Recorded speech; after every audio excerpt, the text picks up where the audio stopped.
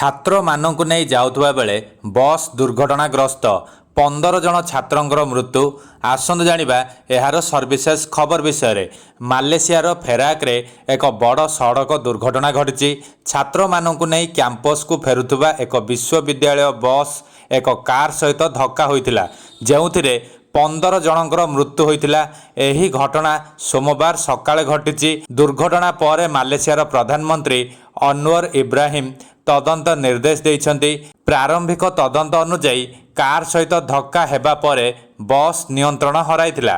Report ଅନୁଯାୟୀ ଫେରକର ପୂର୍ବ ପଶ୍ଚିମ ରାଜପଥରେ ବିଶ୍ୱବିଦ୍ୟାଳୟ ବସ୍ ଏକ କାର୍ ସହିତ ଧକ୍କା ହୋଇଥିଲା। ବସ୍ରେ ଅନେକ ବିଶ୍ୱବିଦ୍ୟାଳୟ ଛାତ୍ର ବସିଥିଲେ। ଫେରକ ପୋଲିସ ମୁଖ୍ୟ ନୁର ହିସାମ ନୋଡିନ କହିଛନ୍ତି ଯେ ପ୍ରାରମ୍ଭିକ ତଦନ୍ତରୁ ଜଣାପଡ଼ୁଛି ଯେ ବସ୍ ନିୟନ୍ତ୍ରଣ ହରାଇଥିଲା।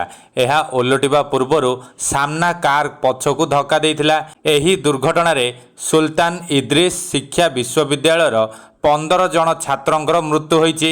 ବସ୍ରେ 48 ଜଣ ଛାତ୍ର ଥିବାବେଳେ ବସ୍ଟି ତେଲେଙ୍ଗାନା ରାଜ୍ୟର ଜେତେହରରୁ ଆସୁଥିଲା ଏବଂ ଫେରାକର ତାଞ୍ଜୁମ ମାଲିମରେ ଥିବା ବିଶ୍ୱବିଦ୍ୟାଳୟର ମୁଖ୍ୟ କ୍ୟାମ୍ପସ ଅଭିମୁଖେ ଯାଉଥିଲା।